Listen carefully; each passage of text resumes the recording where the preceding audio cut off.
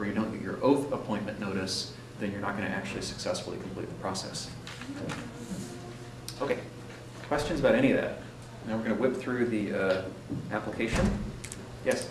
When they take the green card, do they take the national passport as well? No. They don't do anything about your old passport or your old citizenship. Congress, last year, there was a bill proposing to notify the embassy of, like, so if I'm a citizen of Ecuador and I become an American citizen, the U.S. government would inform the Ecuadorian embassy that I have become a U.S. citizen. But that didn't go anywhere, so the U.S. government takes no action whatsoever with respect to the former country of nationality. And in fact, it's okay with the U.S. government, if the other country feels comfortable with it, you can hold dual citizenship. So some countries like France, you can continue to be a French citizen even while you're a U.S. citizen. China, Japan, lots of other countries say, nope, you made your choice, end of your citizenship. But the U.S. government doesn't actually inform them of it, nor do they take away your original passport. I will say, though, when you go to the interview, you need to bring your California ID or driver's license, your green card, and passports, if you have them, covering the last 5 or 3 years, because they want to verify trips that you took during that time period to double check the dates to make sure you're not hiding something. Okay, on to the application. It's 10 pages. It used to be 4, now it's 10. That was revised in about 2000. So, current legal name. Well, all right, let's go back a minute. A number. This is the most important thing in the whole application. In that top right corner, write your A number here. The A number is marked on the front of the green card. And it is a 9-digit number starting with a 0. On really old cards, it's an 8-digit number, not starting with a 0. Well, on really, really old cards, it does start with a 0. But anyway, the A number is just like a social security number. All your records with immigration are tied to that one number. If you screw it up by 1 digit on this first page, you're just throwing the person's money away. So triple check when you've got that green card there that you're correctly reading the A number on the front of the card. It's right there on the front of the card. It's real plain. It's this long number. Starts with the letter A, followed by usually 9 digits if it's a newer card. 0, 9, 6, blah, blah, blah, blah, blah, blah. If it's an older card, it will not start with a 0. If you have trouble finding the A number, is going to be some kind of supervisor there who's got some immigration background? Yes? There'll be probably two immigration attorneys on site. If you have trouble reading the green card, ask one of them. They will show you where the A number is. There are several formats of cards floating around, and so they're all a little bit different, but they all have the A number right on the front. Your current legal name means the name that you were born with, unless it has been changed through marriage or a court order. Okay, so whatever's on your birth certificate, you're stuck with it if it's a country that uses Roman letters. If it's a country that uses a different writing system, you may be able to argue that the transliteration of the name is misspelled and you want to correct it, and you're not changing your name, you're just correcting the spelling of it. But other than that, the name is the one you were born with that's marked on your birth record. Again, unless it's been changed through marriage and you choose to use your spouse's last name, or it's been changed by a court order legally changing your name. B, your name exactly as it appears in your permanent resident card. Okay?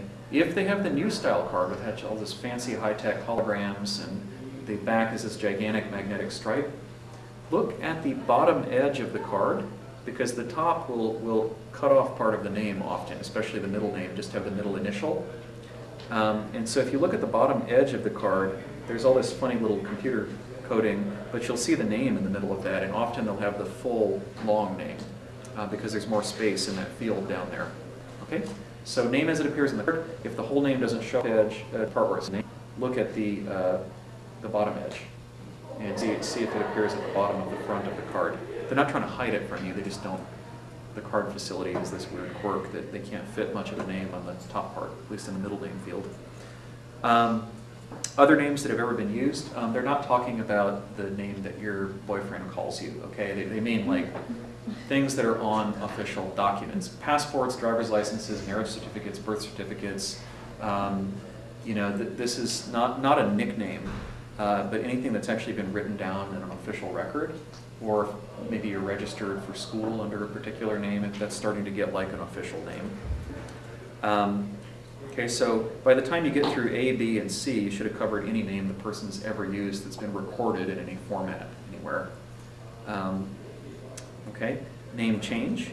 Depending on what district you're in, you might be able to actually legally change your name when you become a citizen. You cannot do that in the San Francisco district because the federal judges no longer attend the citizenship ceremony and they're not there to sign off on the name change orders. But some other districts, they still do that, and you can actually legally change your name, which is a good opportunity because normally it's rather expensive. Okay, part 2. Information about your eligibility. See, I am at least 18 years old, important. And 2A is for most people. I've been a permanent resident for at least 5 years.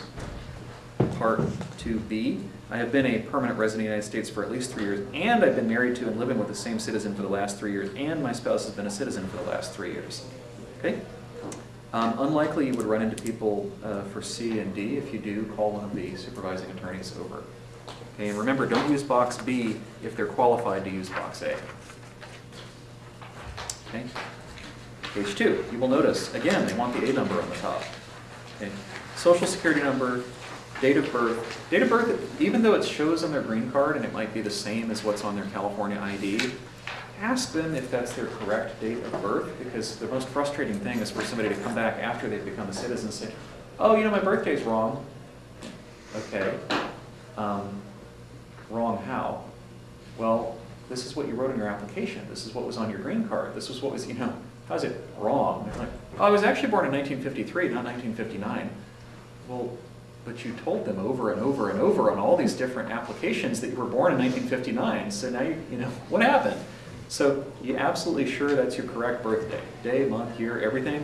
Last chance to fix it if it's wrong. If you become a citizen using that birthday, it's damn near impossible to correct it later. Okay. Date you became a permanent resident is marked on the card. The new cards, it's very easy. Resident since, blah, easy. The old cards, it's on the back. You can ask, if you get somebody with the older style card, call one of the attorneys over and they will show you. It's this little field in the middle of the back of the card. And it says ADJ/ADM date, admission or adjustment date, for the older cards. So once they show you where it is, it's easy to find it on other cards, but it's about in the middle of the back of the card. It says ADM/ADJ date. Country of birth, even if that country doesn't exist anymore, you can put it down. If you were born in the former Soviet Union, you would put USSR. Country of nationality is the country of citizenship today. Typically that's the country that issued your last passport. If they're not sure what country they're a citizen of, and they were born in a particular country and their parents were both born in that country, it's pretty likely they're a citizen of that country. Some rare exceptions. There are third generation Chinese citizens or Taiwanese citizens living in Japan at this point because Japan won't let them become Japanese citizens. But for the most part, if your family's always been in that country and you were born there, it's very likely you're still a citizen of that country.